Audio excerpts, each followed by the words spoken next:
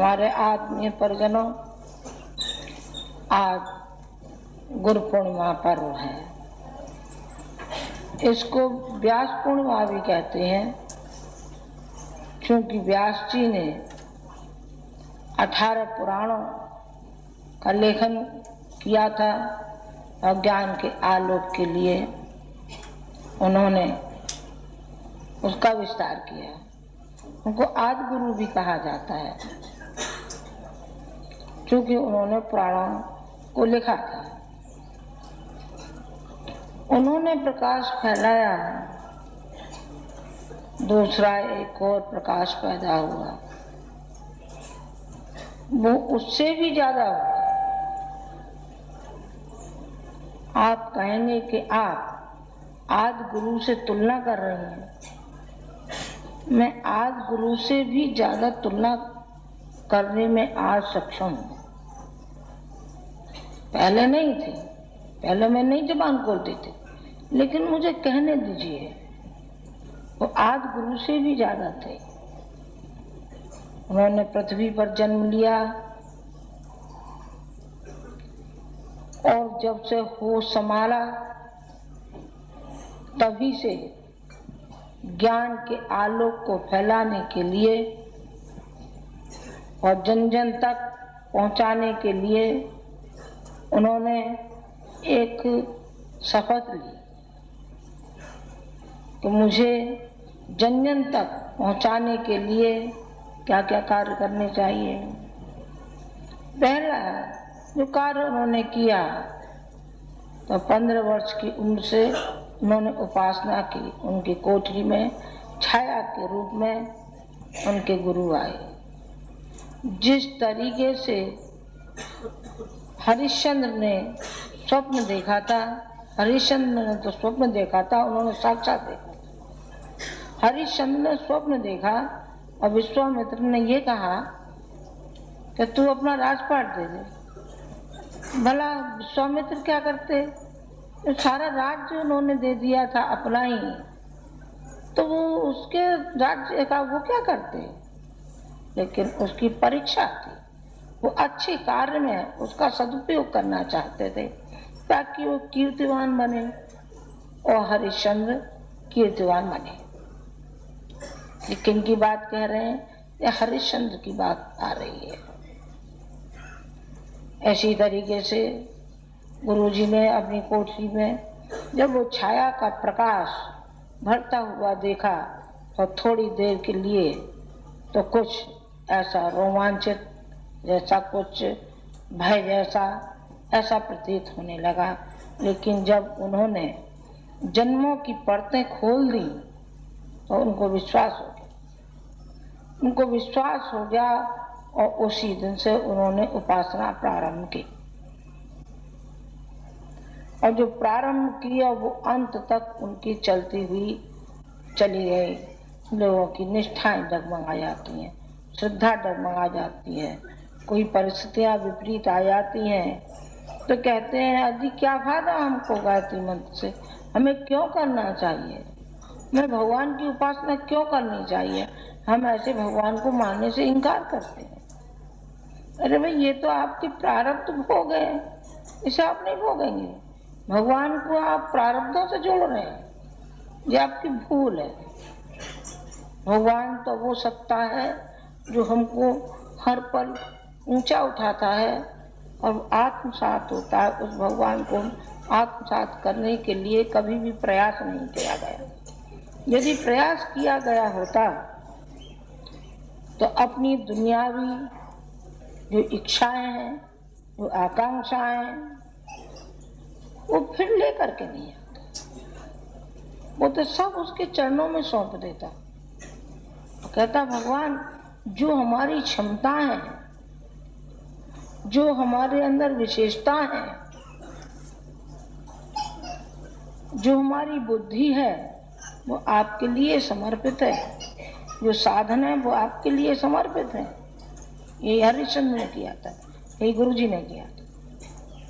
उन्होंने अपने सारे साधन, संपदा, अपनी अकल सारी की सारी अपने गुरु के चरणों पर सौंप दी। उन्होंने कहा कि आज से मेरा जीवन मेरे गुरु के लिए है और किसी के लिए नहीं।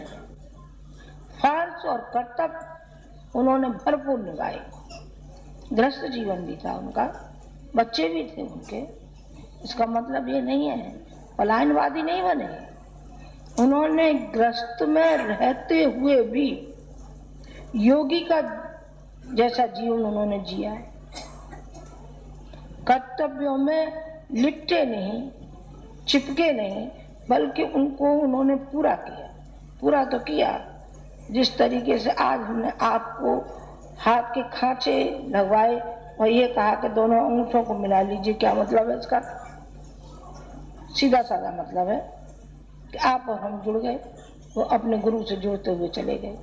उन्होंने कहा कि आज उन्होंने कहा कि क्या मांगता है?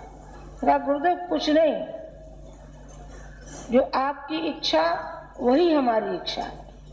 उन्होंने कहा आज से तूने दोनों हाथ जोड़े हैं और मिलाए हैं, इसका मतलब यह है कि एक जो हाथ है तेरा ये परमार्थ के लिए रहेगा और दूसरा जो हाथ है वो अपने पुरुषार्थ और अपने फर्ज और कर्तव्यों के लिए रहेगा। उन्होंने उसी बात को उन्होंने मान लिया और आज जीवन वो निभाते हुए चले गए। जन जन में आलोक फैलाने के लिए आपको मालूम ही है, आप पढ़ना। उन्होंने गायत्री महाविज्ञान लिखे और गायत्री महाविज्ञानों के मैं समझती हूँ अब तक 40 के आसपास संस्करण छप चुके हैं, 40 के आसपास। और इतना जो साहित्य उन्होंने अपने वजन से भी ज़्यादा लिखा है और जो चलते समय उन्होंने साहित्य लिखा है, मैं समझती हूँ ऐसा साहित्य कोई लिख नहीं सकता। अपने जीवन काल में अपने वजन से भी ज़्यादा जो स्वाध्याय भी करे, जनसंपर्क भी करे, संगठन भी करता है, व्यवस्था भी है, व्यवस्था भी करते हैं और सारा का सारा संतुलन बैठाल करके इतना बड़ा काम जो उन्होंने कर दिखाया, ये किस बूते पर? एक ही था, उनका गुरु उनका साथ देता और उनकी जो शक्ति थी, उनकी जो सामर्थ्य थी, उनकी जो श्रद्धा थी, जो उनकी लगन थी, वो थी सारी की सारी। वो किसी की भी हो सकती है, पर इतना धैर्य, इतनी हिम्मत और इतना उनके मन में आवे तो सही। कम से कम जिनके आया है उन्होंने पाया है, उन्होंने प्यार बांटा सारी दुनिया को, प्रेरणा दी सबको, हिम्मत बधाई सबको और उनकी दुख दर्द और पीड़ाओं का निवारण किया। तो बदले में मालूम है क्या मिला? बदले में उनको श्रद्धा मिलती हुई चली गई, श्रद्धा उनको मिलती चली गई और शक्ति उनको मिलती गई। हर किसी की पीठ थपथपाई, क्या लड़की क्या लड़का, सबके अंदर वो प्रेरणा भरते हुए चले गए। जिसमें आज इतना जन समूह बैठा है, ये कैसे बैठा है? आखिर जुड़ने भरी तो बैठा है, श्रद्धा ही से तो जुड़ा है।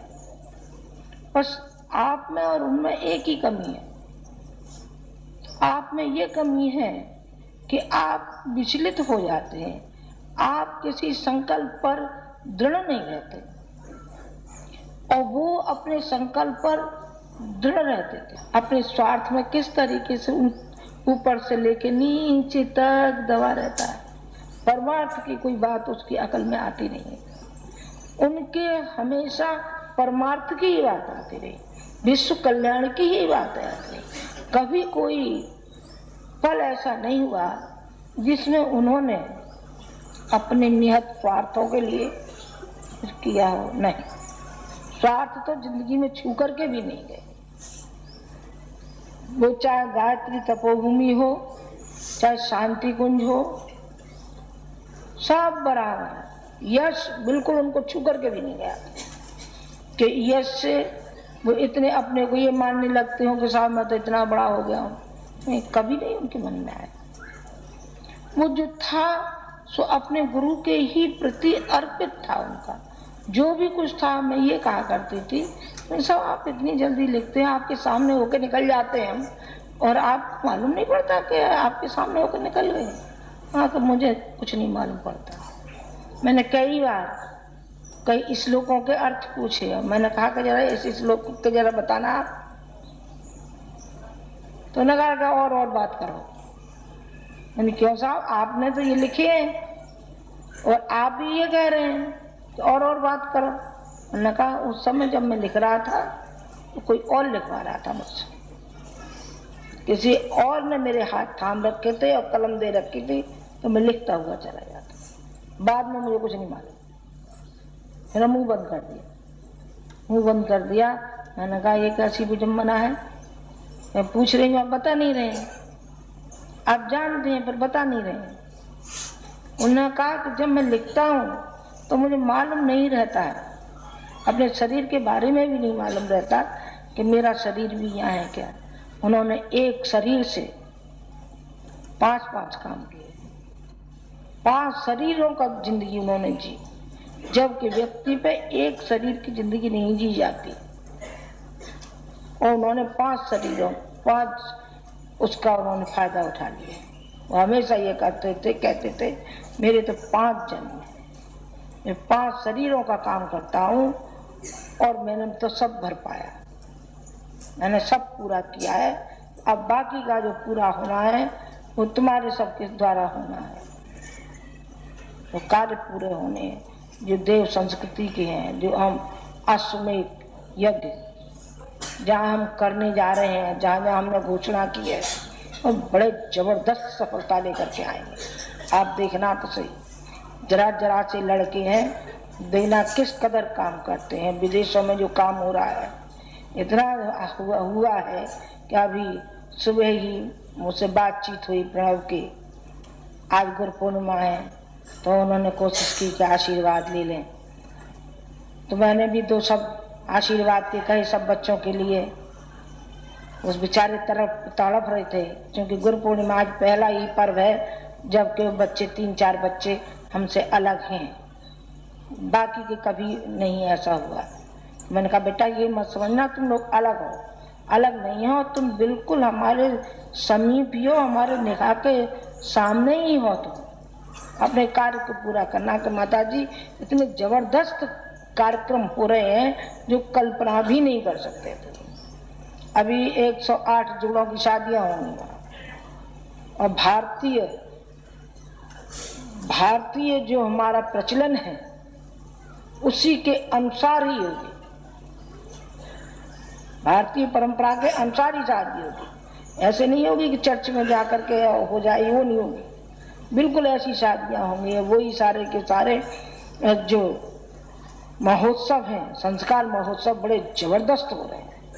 ऐसे ऐसे लोग संपर्क में आ रहे हैं, चाहे वो ईसाई हैं, चाहे वो अंग्रेज हैं, बड़े से बड़े व्यक्ति संपर्क में आते हुए चले जाते हैं कि कल्पना भी नहीं है। मैंने कहा बेटा ये शक्ति पीछे पीछे चल रही है तुम्हारे सबके, ये मत समझना कि तुम ही काम कर रहे हो, तुम नहीं कर रहे हो, वो शक्ति झकझोर के करा रही है, वो करा लेगी काम।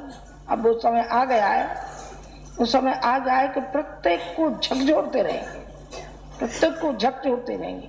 जो नहीं उठेगा उसे भी हम उठा करके खड़ा कर ही देंगे। उसकी क्या औकात है सुनिए। संकल्प काय का दिलाया है आपको?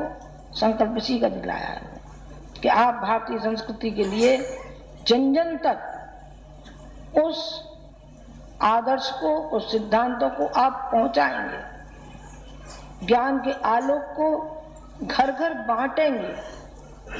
वो तो दे गए जो कुछ देना था, जितनी संपदा उन पे थी वो सारी संपदा दे चुके। अब उस संपदा को किस तरीके से संजो करके रखा जाना चाहिए और किस तरीके मूलधन हमारा बचा रहे और ब्याज को खाते रहे, ब्याज को खाते रहे, अर्थात उसे फैलाते रहे, उसे फैलाते रहिए। किस तरीके से हम काम कर सकेंगे, हम किस तरीके से समय दे सकते हैं, उसका मुझे एक ही उपाय समझ में आया कि जो हमारे समयदानी परिजन हैं वो समय दे सकते हैं, जो साधन देने योग्य है वो साधन जुटा सकता है, वो श्रम कर सकता है वो श्रम कर सकता है, जिसमें श्रम नहीं होता और तरीके से कर, पर बेटा कर जरूर। गुरु के ऋण से ऋण नहीं होगा, फिर अगले जन्म में न मालूम कौन बनोगे तुम, हम जाने कौन बनेंगे। मान लो कल्पना करो, ये कल्पना करो हमने गुरु का ऋण नहीं चुकाया है,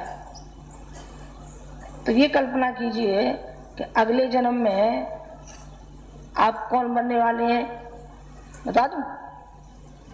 गधा। और हम बनेंगे धोबी।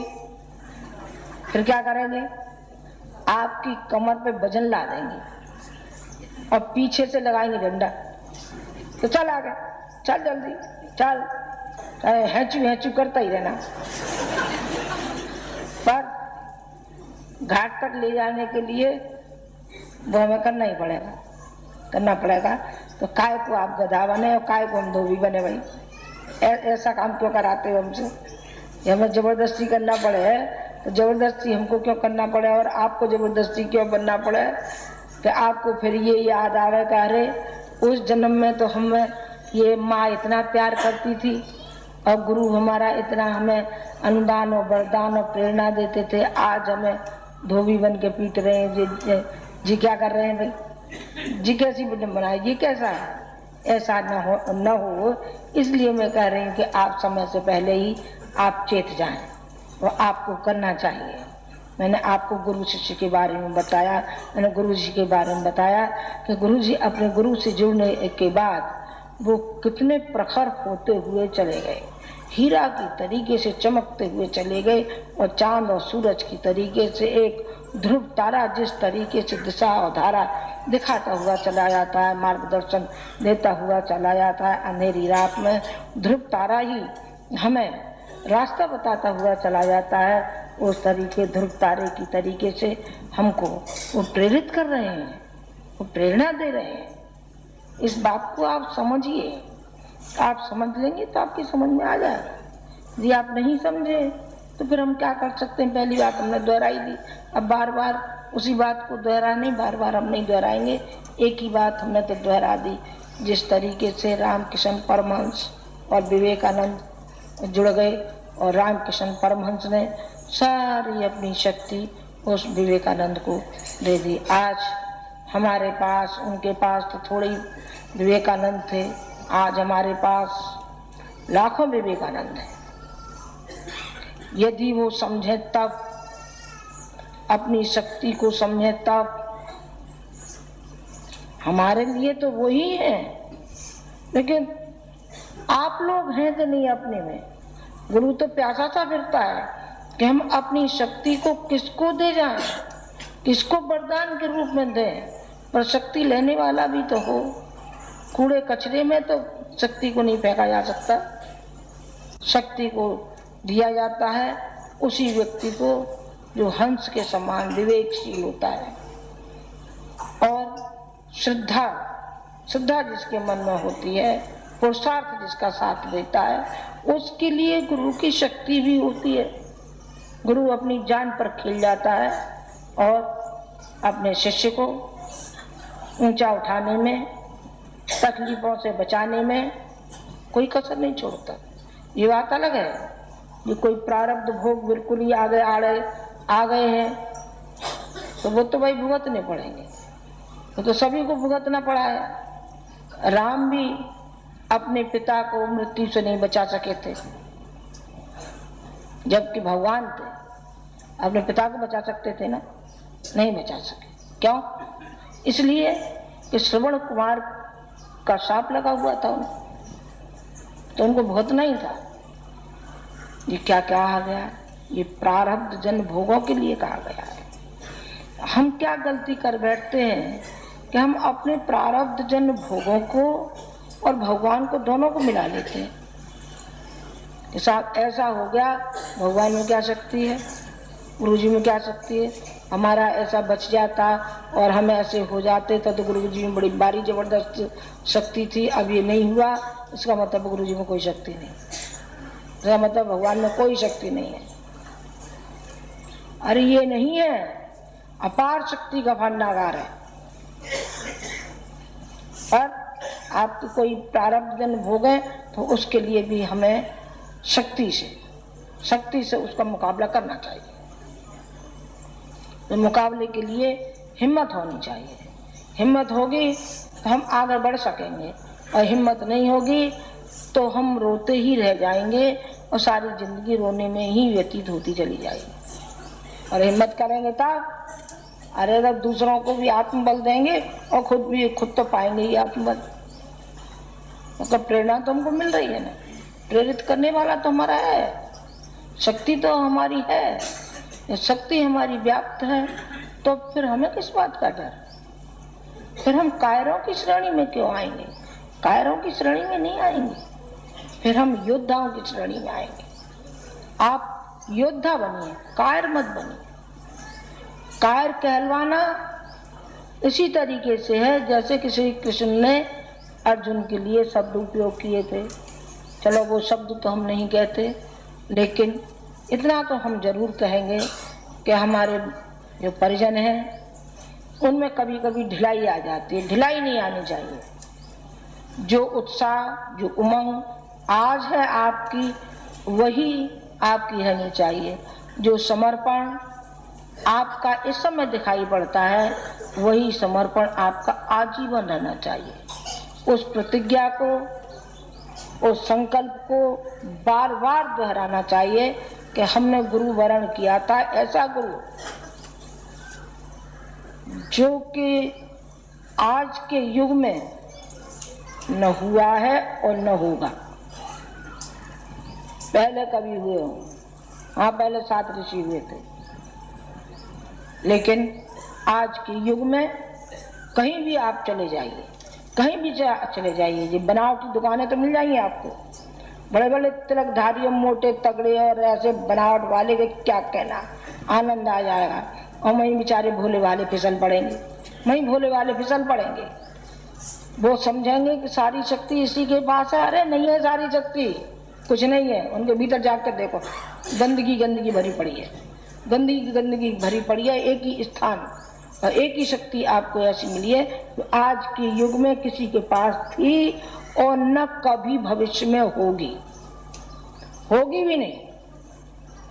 न आप देख लेना, आप में से बहुत से ऐसे हैं कि बहुत दिन तक जिंदा रहने वाले हैं। आप देख लेना, तब तक तो आप देखना कि कौन के पास इतनी शक्ति है जिसके शक्ति का कोई पारावार नहीं है। इतनी शक्ति उनके अंदर थी और वो शक्ति को बांटते हुए चले गए और श्रद्धा के रूप में वो लौटती हुई चली आई। जिस तरीके से गेंद को हम मारते हैं आगे और गेंद हमारे पास आ जाती है, गुम्बज में आवाज लगाते हैं तो वही आवाज की धुनी हमारे वापस आ जाती है। तो ये शक्ति का जो भंडागार है, वो शक्ति भगवान करे आपको मिले, आपको मिलनी भी चाहिए।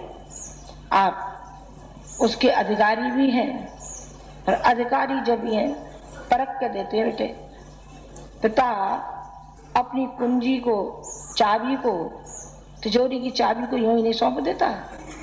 वो देख लेता है बेटों को, पहले बेटे बेटियों को ये परख लेता है कि ये इस योग्य हैं भी कि नहीं। जब तक नहीं है तो उनको चाबी नहीं दी जाती है, और जब उसके योग्य माना जाता है तो खुले दिल से उस चाबी को दे देता है कि संभाल, अब तू घर गृहस्थी को संभाल भाई। अब हम तो तीर्थ यात्रा करेंगे, भजन पूजन करेंगे, और तुम्हारा काम है तुम संभालो। वो तब देता है। आप भी यदि आप तिजोरी की चाबी चाहते हैं तो आप अपने मन को खोल करके रखिए, अपने मस्तिष्क को ढाल के रखिए। आपका हृदय कमल खिलना चाहिए, आपकी श्रद्धा उभरनी चाहिए। तो आपकी श्रद्धा उभर जाएगी तो चाबी अपने आप आपके हाथ आपके हाथ में आ जाएगी, फिर आपके हाथ में आती हुई चली जाएगी। आपको तो एक ही कार्य करना है कि देव संस्कृति का जो हमने संकल्प आज आपको दिलवाया है, ये घर घर बंटना चाहिए और पहुंचना चाहिए। आज जो इसमें देव स्थापना वाले परिजन आए हैं, आज उनकी विदाई भी है। विदाई काय की है? शरीरों की। हाँ बेटे, शरीरों की तो विदाई है, ये भावनाओं की विदाई नहीं है। हमारा और आपका जो जुड़ना है, ये जन्म जन्मांतरों का है, ये जन्म का ही नहीं है, अनेक जन्मों का है और अनेक जन्मों तक चलेगा, ये अनेक जन्मों तक चलेगा। आपको जो यहाँ बुलाया गया है, आपके घर में जो तीर्थ स्थापित किया गया है, आप उस तीर्थ की गरिमा को समझना, आप उस गंगा जल को समझना, आप गुरुजी को समझना जो कि आपके यहाँ स्थापित हुए हैं। अपमान नहीं होना चाहिए। रोज पूजा उपासना थोड़ी करिए, पर करिए जरूर। समय पे उठिए, समय पे सोइए, चाहे आप समय पे नहीं सोए पर समय पे उठिए जरूर। जी दंड है आपके लिए, नहीं क्यों नहीं सो जल्दी, जल्दी सो जल्दी उठो। लेकिन पूजा उपासना में विलम्ब नहीं होना चाहिए। समय पर जो काम करते हैं वो सफलता मिलती हुई चली जाती है, उसी में हमारा मन भी लगता है। सूर्य उदय से पहले जो उपासना होती है, जितना हमारा मन उसमें लगता है कि जो ने प्रकाश फैलता चला जाता है तो हमारा दिमाग बढ़ता हुआ चला जाता है, उसमें बिखराव आता हुआ चला जाता है और हम दुनिया भी उसमें खोते हुए धीरे धीरे चले जाते हैं और हमारा मन विचलित हो जाता है। मन हमारा एकाग्र नहीं होता। मन को एकाग्र हो इसलिए आप जल्दी उठिए, नंबर 1। नंबर 2, जो आपके घर में सदस्य हैं उनसे भी किसी न किसी रूप में, चाहे वो छोटे हैं बच्चे हैं, तब भी उनसे 5 मंत्र बुलवाइए। बड़े हैं तो उनसे भी अन्य विनय कीजिए कि आप करिए। ये हो गई घर की बात। अब चलिए बाहर। आपको ये लड़कियां हैं, इनके पास 3 घंटे का समय बचता है, इनके पास और भी ज़्यादा समय बचता है, तो ये बाहर समाज का काम कर सकती हैं, महिला जागरण का काम कर सकती हैं। महिला महिलाओं में करें, पुरुष पुरुषों में करें, लेकिन करें तो सही, करना चाहिए। जी आपका बराबर ये तीर्थ स्थापना चलती ही रहेगी, ये चलती रहेगी और ये प्रेरित करती रहेगी कि हम आपके यहाँ बैठे हैं, हम भूखे हैं और आप थाली भर करके खा रहे हैं। क्या आप उसमें से आधी रोटी नहीं दे सकते? क्या दीजिए, आप पीछे खाइए, पहले दीजिए निकाल करके, आपको देना चाहिए। इसीलिए हम आपके घर में बैठे, यहाँ भी नहीं बैठे, आपके घरों में बैठे। आपके घरों में बैठे हैं तो आपको झकझोरते हैं कि आप काम के लिए आइए। आज आपकी विदाई है, भाव भरी विदाई है, आपकी शरीरों की विदाई है, आपके मन की विदाई नहीं। आप मन से तो यही है, शांति कुंज में हमारे पास है। चाहे हमने आपसे बात नहीं की है, लेकिन हम हर परिजन के मन की समझते रहे हैं। आपको लगेगा कि हम लाइन में गए और माता जी ने बात नहीं की और प्रणाम किया और चल दिए, कोई संभव ही नहीं था, इतना जन समुदाय बैठा है। अब बताइए मैं प्रत्येक से एक से बात कैसे करूँगी? अरे बात करना संभव ही नहीं है। तो जी संभव नहीं है, वो दिल से दिल की बात पहचानी जाती है। आपकी बात को समझ लिया, लिख दिया आपने, हमें दे दिया, हम पढ़ लेंगे और जो भी संभव होगा हम आपके लिए करेंगे, निश्चित हम आपके लिए करेंगे। इस संदर्भ में एक गीत है, उस गीत को आपके सामने प्रस्तुत करते हैं।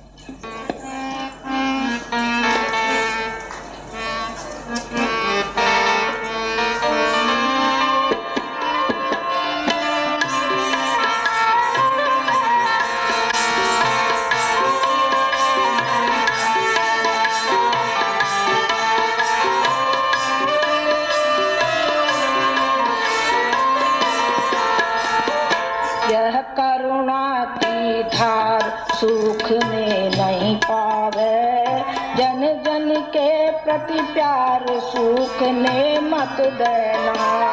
यह करुणा की धार सूखने मत देना। जन जन के प्रति प्यार सूखने मत देना।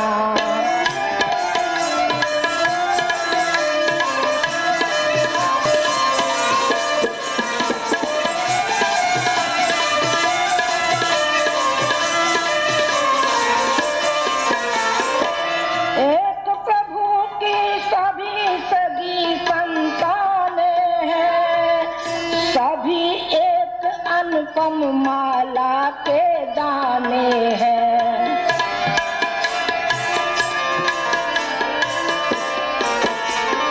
एक प्रभु की सभी सगी संतानें हैं।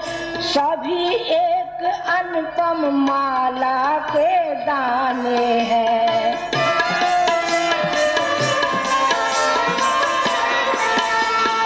यह अमूल गलहार टूटने मत देना।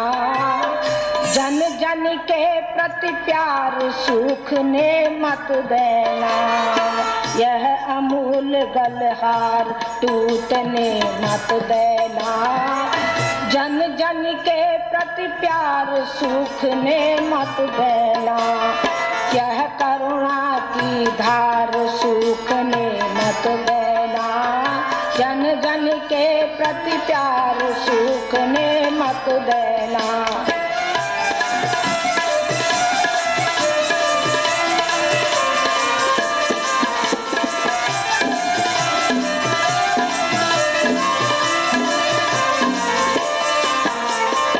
हम सबके व्यवहार कठोर कटीले हैं।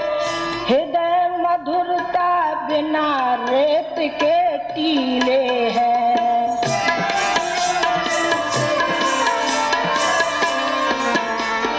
हम सबके व्यवहार कठोर कटीले हैं। हृदय मधुरता बिना रेत के टीले हैं।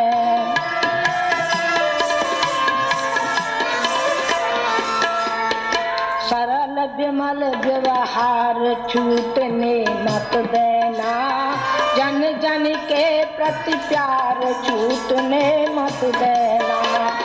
सरल विमल व्यवहार छूटने मत देना। जन जन के प्रति प्यार सूखने मत देना। यह करुणा की धार सूखने मत देना। जन जन के प्रति प्यार सूखने मत देना।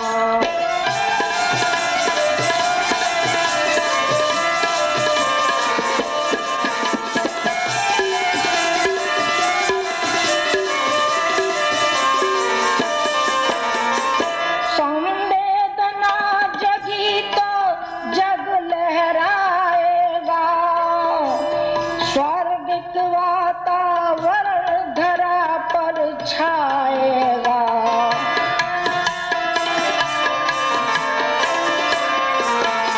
संवेदना जगी तो जग लहराएगा।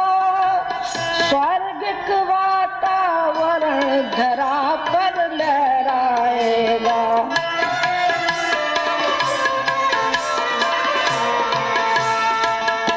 सतयुग सा संसार लूटने मत देना। जन जन के प्रति प्यार सूखने मत देना। सतयुग सा संसार लूटने मत देना। जन जन के प्रति प्यार सूखने मत देना। यह करुणा की धार सूखने मत देना। जन जन के प्रति प्यार सूखने मत देना। नाव बीच मझधार डूबने मत देना। सतयुग सा संसार लूटने मत देना। यह करुणा की धार सूखने मत देना। जन जन के प्रति प्यार सुख ने मत देना, नाव बीच मझधार डूबने मत देना, सतयुग सा संसार लूटने मत देना, यह करुणा की धार सूखने मत देना, जन जन के प्रति प्यार सूखने मत देना। हमारी एक ही दौलत है, वो है प्यार। प्यार की धार यदि सूख गई तो हम वो सूखे पीपल की तरीके से हो जाएंगे, जिस पे कोई पत्ता नहीं रहता, कोई टहनियाँ नहीं रहती, सूखा खड़ा रहता है, जड़ के समान खड़ा रहता है। आप जन जन तक प्यार बांटना, प्यार में वो ताकत होती है, वो शक्ति होती है कि जन से जन जुड़ता हुआ चला जाता है। हमारे छोटे छोटे परिवार, छोटे छोटे हमारे घरों में, छोटी छोटी हमारी जो घर की फुलवारी है, वो हमारी खिलती हुई चली जाती है और संस्कारवान बनती हुई चली जाती है। जिन घरों में सद्भावना और सद्विचार होते हैं, उन घरों में आप स्वर्ग पाएंगे। वही स्वर्ग हम समाज में देखना चाहते हैं, वही स्वर्ग हम राष्ट्र में देखना चाहते हैं, वही स्वर्ग हम सारे विश्व में देखना चाहते हैं। ये प्यार की लहर, ये प्यार करुणा की धार हमारे दिल में से सूखने नहीं पाए। ये प्यार का जो बीजारोपण है, ये कहीं गल नहीं जाए। यदि प्यार का बीजारोपण गल गया तो आप गलते हुए चले जाएंगे, आप जरूर गल जाएंगे, उसके साथ साथ गल जाएंगे, क्योंकि आपके अंदर न वो प्यार है न वो करुणा है, जो कि समाज के लिए और राष्ट्र के लिए हृदय में से उठे। संवेदना जगे तो जग लहराएगा, जग लहराएगा। यदि हमारे अंदर से संवेदना निकलती है तो एक ही हमको संदेश देती है कि चलिए चलिए, संवेदना को विकसित होने दीजिए और ये संवेदना हमारे सारे विश्व में फैल जाए, हम सारे विश्व के हो जाएं और सारा विश्व हमारा हो जाए।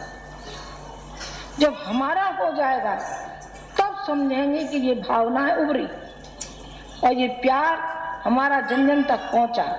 आपने जो आज शपथ ली है इसी बात के लिए है कि हम जन जन तक प्यार को और करुणा को जगा करके ही रहेंगे। ये करुणा नहीं जगती है, ये प्यार नहीं जगता है तो व्यक्ति जड़ के समान होता है। कैसे प्रेरित किया जाए, कैसे उसको ज्ञान दिया जाए, है तो वो जड़, और उसको यदि उसकी संवेदना को पैदा कर दिया गया तो बड़े काम का हो जाएगा, बड़े गजब का हो जाएगा। वो मैंने कहा था ना, 100 हाथियों का बल होता है अध्यात्मवादी में। आप अध्यात्मवादी बनना, आप गुरु जी के पद चिन्हों पर चलना। क्यों साहब, पद चिन्हों पर तो हम चलेंगे, पर हमारे दुख कष्ट कठिनाइयों का क्या हुआ? आपके दुख कष्ट कठिनाइयों का ये हुआ कि जो भी कुछ क्षमता है, आप विश्वास रखना कि आपके लिए जरूर प्रयत्न होगा। उनकी शक्ति विद्यमान है और हम भी अभी जिंदा बैठे हैं, तो आपके लिए जो कुछ हो सकता होगा, जो आपके प्रारब्ध में होगा, वो जरूर आपको मिलता हुआ चला जाएगा। एक कबूतर का जोड़ा था, एक कबूतर और कबूतरी थे। नीचे एक बहेलिया सो रहा था, भूखा था। तो उन्होंने दोनों ने सोचा कि हमारे यहाँ अतिथि आया है और जी भूखा सो रहा है, इसकी सेवा करनी चाहिए। किस तरीके से सेवा करें, हम किस लायक हैं जो इस बहेलिया की हम सेवा करें? उन्होंने कहा है उपाय है। उन्होंने कहा कि तुम जाओ और कहीं से घास फूस इकट्ठा करके लाओ। और वो कबूतरी गई और उसने घास फूस इकट्ठा किया।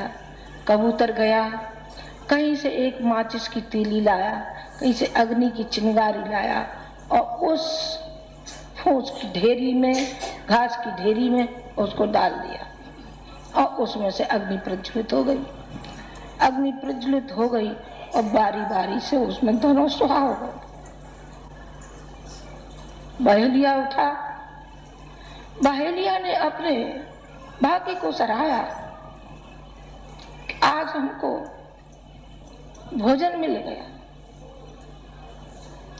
बेटा हम कबूतर नहीं है, कबूतर कबूतरी तो नहीं है, आप भी बहेलिया नहीं है, लेकिन एक सहृदय माँ, प्रेरणा का स्रोत, आपके पिता की शक्ति तो विराजमान है ना। आपको बराबर, आपको प्यार और दुलार, आपको शक्ति और प्रेरणा देते हुए चले जाएंगे। हमारे पास प्यार के अलावा कोई संपत्ति नहीं, 4 पैसे भी हमारी जेब में नहीं। जो है सो सब मिशन का है, सब उस परम शक्ति का है। हमारा कुछ भी नहीं है, कुछ भी बैंक बैलेंस हमारे दोनों के नाम का कहीं भी नहीं है, एक नया पैसा भी आप नहीं पाएंगे। पर हमारे पास अपार संपदा है, अपार संपदा है, जिसके हम स्वामी बने बैठे हैं। हम उस परब्रह्म की संपदा के स्वामी बने बैठे हैं, जो कि कंचन के लिए और कामनी के लिए लोग मारे मारे फिरते हैं। उसके लिए नहीं दौड़े, उस संपदा के लिए दौड़े जो ईश्वरीय संपदा है, वो मिलती हुई चली गई। हम चाहते हैं उस संपदा में आप भागीदार बने, आप हिस्सेदार बने। आप हमारे बच्चे हैं, आप हमारे कुटुंबी हैं, आप हमारे परिजन हैं, आपका भी हिस्सा उसमें होना चाहिए। आप उस हिस्से को लेने के लिए सक्षम हो जाइए। भरसक हम प्रयत्न आपके लिए करेंगे। आपके दुख और कष्ट निवारण के लिए मैंने आपको एक ही शब्द में समझा दिया था। कबूतर और कबूतरी के माध्यम से आपको वो उदाहरण दिया गया कि आप विश्वास अपने मन में लेकर के जाइए कि हमारे दुख और दर्द का निवारण हमेशा होता रहा है, वो हमेशा आपका होता रहेगा। लेकिन हमारा भी कुछ काम ले जाइए साथ में, जो आपको करना है। आपका तो हम करेंगे ही, वचनबद्ध भी है। आप नहीं भी कहेंगे तब भी हम करेंगे। क्यों करेंगे? कि माँ और बच्चे, माँ मुंह नहीं मोड़ती है, माँ पीठ नहीं दिखाती है। बच्चा चाहे पीठ दिखा जाएगा, लेकिन माँ नहीं पीठ दिखाती, क्योंकि माँ को अपने सभी बच्चे बहुत प्यारे लगते हैं, बहुत प्यारे लगते हैं। सपूत भी प्यारे लगते हैं, कपूत भी प्यारे लगते हैं, उसे सब लगते हैं। और सबके लिए एक सा ही उसका स्नेह और दुलार और प्यार बना रहता है। आपके लिए भी वही स्नेह और प्यार और दुलार बना हुआ है। लेकिन एक कार्य जो अभी हमने घोषणा की है अश्वमेध यज्ञों की, जो हमारी 10 की अभी घोषणा की गई है, और किस तरीके से की जाएगी वो आगे कार्यकर्ताओं से आप परामर्श करना। जिन्होंने संकल्प लिया है, अभी 1 ने लिया है, 2 ने लिया है, 2 ने लिया है, और वो 2 जगह का निर्धारण हो गया है। एक गुना का हो गया है, एक जयपुर का हो गया है। जयपुर माने पूरा राजस्थान, मिलजुल के काम करना, इकट्ठे होकर के काम करना। अपनी ढपली अपनी राग नहीं किसी को अलापने देंगे, हम किसी को भी नहीं अलापने देंगे, चाहे कोई भी क्यों नहीं है, हमारे प्राणों से प्यारा भी क्यों नहीं है, पर फिर भी हम उसको ये ललकारेंगे और कहेंगे कि साथ चल बेटा, छिटक के नहीं चल, सबको साथ लेके चलो, सब साथ एक सूत्र में बन के रहिए। माला के दाने अलग बिखरे नहीं, माला बन के रहिए, झाड़ू बन के रहिए, सीख बन के मत रहिए, संगठित रहिए, संगठित रहिए। सारा संसार आपकी ओर आंख लड़ाए बैठा है और ये देख रहा है कि कोई है क्या जो तवे पे पानी डालने वाला। आपका मिशन है जो जलती आग पे पानी डाल सकता है, उनको संतोष और शांति और शक्ति दे सकता है।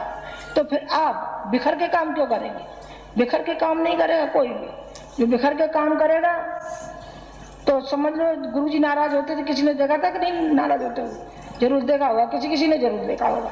पुराने होंगे जरूर नाराजी देखी होगी, तो फिर मेरी भी नाराजी आप देखना, उनसे ज्यादा देखना, मैं उनसे ज्यादा हूँ, मैं बहुत कोमल हूँ, बहुत सहृदय हूँ। मैं हमेशा किसी बात को कहती भी नहीं, और जब कहती हूँ तो फिर उसे धोखे रख देती हूँ, फिर धोखे रख देती ताकि फिर वो नहीं ऊंचे को कर पावे, वो नहीं कर पावेगा। फिर संगठित होकर के मिल करके अपने कार्यक्रमों को सफल बनाओ। आपके साथ हम हैं। आप ये मत समझिए कि आप अकेले कर रहे हैं, आप अकेले नहीं कर रहे हैं, हम आपके साथ हैं। आप विश्वास रखो, आपके जितने भी कार्यक्रम हैं और जो घोषणा की जाएगी, जो घोषित होते चले जाएंगे, सारे कार्यक्रम एक से एक बढ़िया होते हुए चले जाएंगे, बिल्कुल बढ़िया होते हुए चले जाएंगे। आप तो एक ही काम करना कि सब संगठित रहना और सबके जुम्मे का जो कार्य है, जो सबके जुम्मे विभाजित करते हुए चले जाओ। नहीं साहब मैं हूँ, मैं की गर्दन करती है, मैं नहीं हमको पसंद है, हमको तो नम्रता पसंद है, स्वयं सेवक पसंद है। स्वयं सेवक होकर के रहिए कि हम तो जनता के सेवक हैं, हम उसी ढंग से काम करेंगे, चाहे हम लखपति हैं, चाहे करोड़पति हैं, चाहे खाकपति हैं, पर हम मिलकर करेंगे। हमारे लिए करोड़पति भी वैसा ही है, लखपति भी वैसा ही है और खाकपति भी वैसा ही है। वो और भी ज्यादा कम से कम हिम्मत से आगे चलता तो है, उसका अहंकार ही नहीं चलने देता कुछ आगे को। अहंकार को दबाइए और नम्रता को उभारिए, नम्र बनिए, नम्र बनिए। जो जितना नम्र होता है वो समझिए उतना ही ऊंचा होता है। पेड़ आपने देखा है, जितना वो झुकता हुआ चला जाता है उतनी ही जनता को छाया देता हुआ चला जाता है। आप झुकिए, नम्र बनिए, नम्र बनिए, फायदा उठाइए। दूसरे आपके हाथ में हाथ मिला करके चलेंगे, हाथ मिलाइए, सबसे खींचिए नहीं, मिलाइए। मगर चलिए आपको आगा, आप ये करिए, आप ये करिए, आप ये करिए, आप ये करिए, आप ये करिए, आप ये करिए, सबको काम बांटते हुए चले जाइए, बांटते हुए चले जाइए, सब खुशी से काम करेंगे।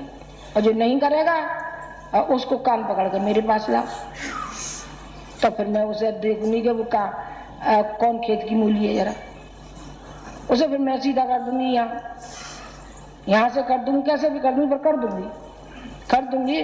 और हर कार्य जो भी सौंपे गए हैं और जो दिया गया है, इसको पूरे मन से, पूरे उत्साह से और पूरे लगन से इसको आप पूरा करते हुए चले जाना। और भारतीय संस्कृति को जन जन पहुंचाने का जो आज संकल्प लिया है जिन परिजनों ने, वो परिजन आगे की पंक्ति में आए, पीछे की पंक्ति में कभी न रहे, आगे की पंक्ति में आए। और जो पहले ले चुके हैं उनसे भी निवेदन मेरा यही है कि बात को भूलना नहीं चाहिए। जो ने पुरानी हो जाती है त्यों भूलते हुए चले जाते हैं। मनुष्य बड़ा कच्चा है, भूलना नहीं चाहिए। संकल्प है, उन संकल्प को रोज दोहराइए, रोज दोहराइए। हमने ये संकल्प लिया था, ये संकल्प लिया था, तो हमको ये संकल्प पूरा करना है, जी जान से पूरा करेंगे।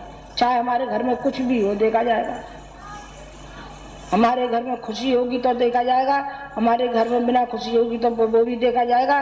पर जो हमने प्रण किया है, जो संकल्प लिया है, उस संकल्प को हम निभाएंगे आजीवन तक। जैसे गुरुजी ने आजीवन अपने संकल्प को निभाया था। आज के दिन, गुरु पूर्णिमा के दिन, जो उन्होंने शक्ति तो बसंत पर्व को पाई थी, उन्होंने आध्यात्मिक जन्मदिन, उनका बसंत पर्व को मनाया जाता है।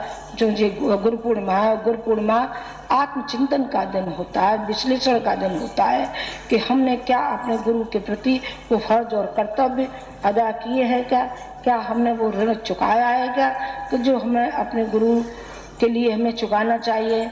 आपके ऊपर तो बस एक ही ऋण है, और तो कोई ऋण हमने लादे भी नहीं। अपने स्वार्थ के लिए तो हमने लादे भी नहीं। ये तो हमने कभी कहा नहीं कि हमें कपड़ा दे दीजिए, कि हमको खाना दे दीजिए। नहीं बेटा, ये हमको नहीं चाहिए, ये हमें किसी का भी नहीं चाहिए, जरा भी नहीं चाहिए।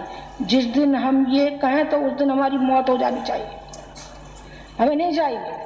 ये चाहिए तो हमें विश्व कल्याण के लिए और मिशन के लिए चाहिए, हमें अपने लिए चाहिए नहीं, हमें अपने लिए नहीं चाहिए। बहुत है हमारे पास, साड़ियाँ भी बहुत हैं। लड़का ही भेज देता है, साल में 6 साड़ियाँ भेज देता है, तो मुझे 6 बढ़ती भी नहीं है मेरी। तो फिर तुम और दे जाओ तो रखी रहेंगी, बढ़ जाएंगी मेरी, तो बढ़ जाएंगी। मुझे खाना चाहिए आपका, मैं पेट मोटी तो मैं बहुत तगड़ी हूँ, पर खाती बहुत थोड़ा हूँ। एक टाइम खाती, मुझे क्या चाहिए आपका? खाने को चाहिए? खाने को भी नहीं चाहिए।